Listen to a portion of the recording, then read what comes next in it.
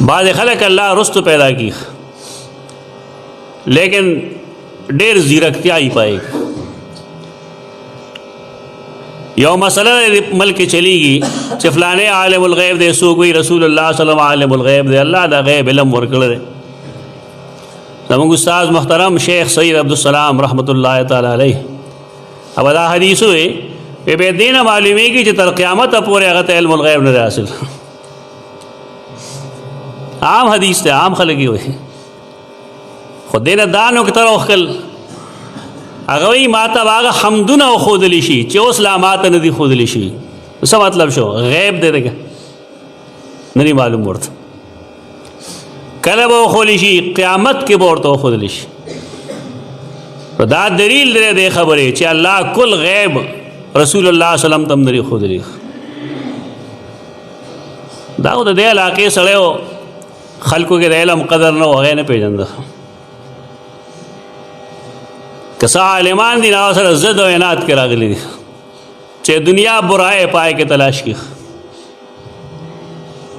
یو سره کدا علم ګوري دا کتابونه دی ګوري پښتو کې چې دا کم لوی عظیم الشان تفسیر ہے احسن الکلام هغه دی ګوري چې کسی دی دشمنه خلک کرچا سره کې الزامات پر چا لګي دا حقیقت سره هغه ځان له خبره ده. ډیر خلک دا خبرې کوي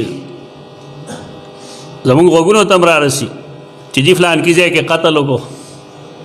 زه منبر باندې ناست یم دغه معامله چې کله کېده د قتل و قتال والله بالله ثم الله کدا یا غکړي یا دغه په اجازه شوي ټول دروغ دي. دا خلکو چې کم مصیبتونه کول کنزلې کولې دغه ښځې ته دغه بچو ته دا طلبا منې کول چې تاسو څه مه کوئ کنزل ما ته کوي تاسو ته نه کوي. شرپسندو پای کې لاس ووهل او شرپسندو هغه روانې وکړو چې انسانان یې قتل کړل او هغه الزام یې په دور واچو. حقیقت دغه دی. بعض خلک د هیڅ نه خبر هسې به دروغ وایي. دلته یو کس ته هغه ته بیا چا ووایي چې ته دا بکواس کوې نو دې بره کلي کې د هغه یو شاګرد شته دی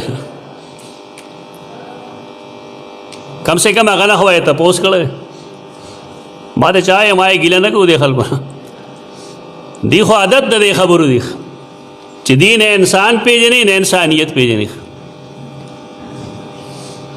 دا خو د پیسې بچی دي کم خوا چې پیسه ملاویږي بس اخوا دي روانې د دې نه په حق پرستی څه کار شته نه په قرآن څه کار شته نه په سنت څه کار شته. زه په دې لحاظ د هغه تعریف نه کوم چې ګنده زما استاد دی په دې لحاظ کوم چې واقعي لوی عالم و. د هغه مثال دی علاقه کې د الله په فضل تر اوسه نشته وروسته الله عالم دی خو د هغه مثال دی علاقه کې نشي پیدا کېدی. کمال دا هغه دا و چې چرې واغه کنزل نه کول.